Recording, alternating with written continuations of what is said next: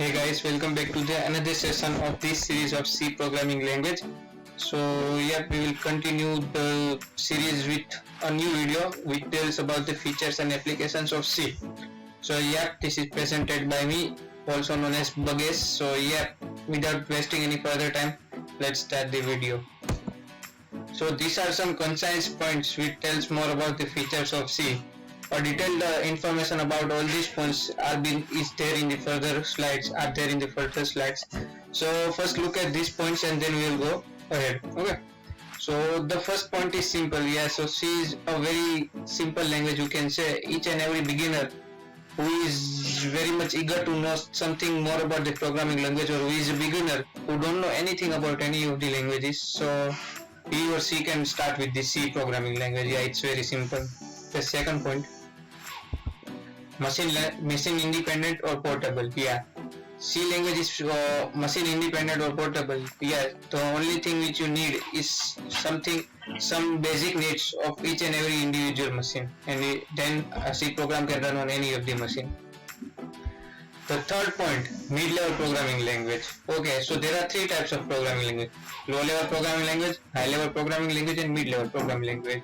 And so this C language comes in the mid-level programming language. A detailed information on all these three-level programming languages I will tell you in the further video. The fourth point is structured programming language. Okay, so C is a structured programming language. As I told you in my previous video or in my first video, that C needs to be in a structured manner. So if you are writing a loop for example a loop, so it needs to be in a structured way. If you write as you like, or if you write for the first time and you don't know how to write, so you need to learn the syntax of it. So it's a structured programming. The fifth point, rich library. C has a rich library, you can say, and it's good about it. The main advantage of C is it has a rich library and a vast library. So sixth, memory management. Seventh, fast speed is very much speed efficient. Eighth is pointers, of course. Pointers again I will tell you in my a detailed way in my further video. A short description is there in the further slide. Ninth one is recursion. Calling a function again and again is known as recursion, a simple definition. And then the 10th is extensible. So we will see in a detailed way. So the first point was simple. So C is a simple language in a sense that it provides structured approach to break the problems into parts, which are known as functions in C.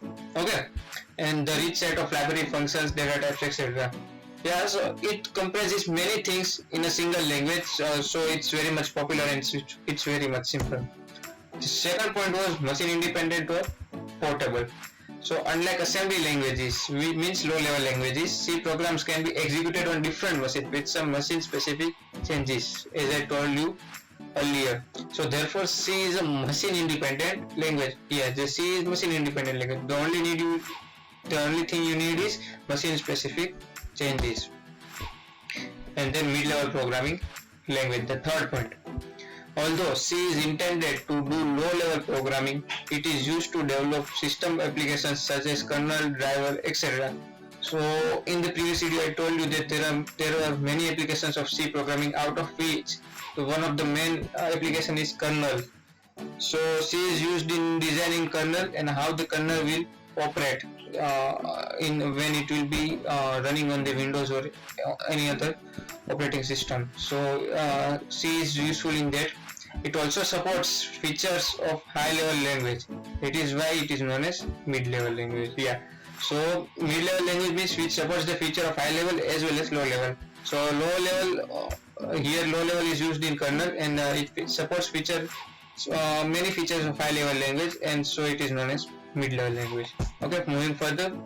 The fourth point, structured programming language. C is a structured programming language in the sense that we can break the program into parts using functions. So I told you that breaking program into parts is known as functions. So it is easy to understand and modify.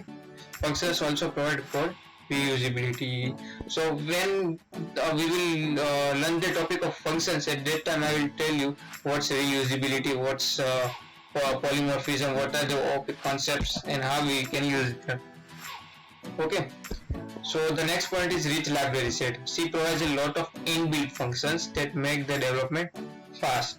So there are many functions. The one of the main functions that we used in the previous video was printf. Yeah. So this function we used in the previous video, and this function was used to print something on the screen. Then there is one more function which is known as getCh, which means get character. So until we do not press a character, the screen remains on the screen. Yeah. Now, if we do not use getCh, then the screen will just blink and then just go. So to hold the output on the screen, we use the getCh function. Okay. So rich library is another advantage of C. Then memory management.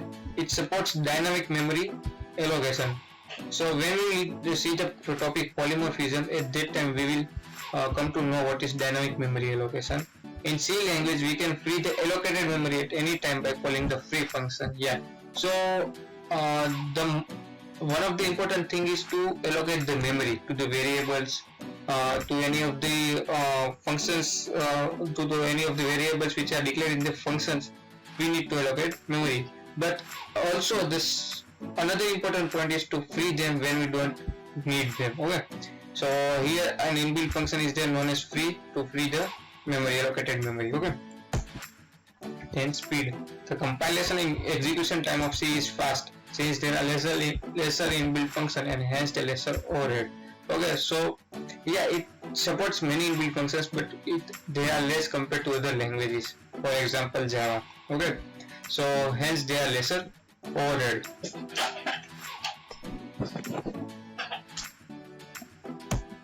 Pointer. Okay, so then the next point is pointer. C provides the features of pointers. We can directly interact with the memory by using pointers. Okay, so we can use pointers for memory structures, functions, array. So yeah, you can use pointers to directly interact with the memory, but coming to the Java, they have not supported the use of, they don't recommend the use of pointer, and also there ain't any way to declare a pointer in Java. Yeah, you can use it in an indirect way, but there is no direct way to use the pointers.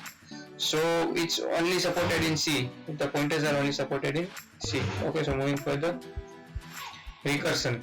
In C, we can call the function within the function. Okay, what I told you, to call a function again and again. It provides code reusability for every function. Okay, and recursion enables us to approach backtracking. Okay, so if you want to backtrace something, recursion can be used. Okay, the next point is extensible. The C language is extensible because it can easily adopt new features. Yeah, you just need to include the library, the specific library, and then you can use it. So yeah, it's very much easily adaptable to new features. Then coming on the applications of C, operating system, the first and the foremost application. Yeah, any OS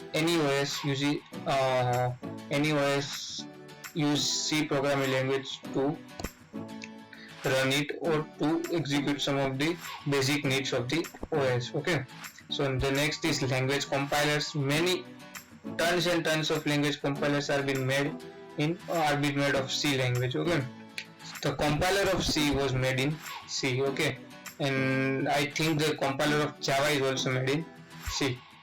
Then assemblers. Assemblers means to assemble one or more things. So they are known as assemblers, and they are one of the integral part of OS. So they are also made of C programming language. Then text editors.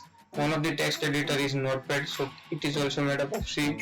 Then Notepad++, VS Code, etc. Most of them uses C programming language. Moving for the print spoolers. So what are known as print spoolers? Okay, so the spoolers are a thing with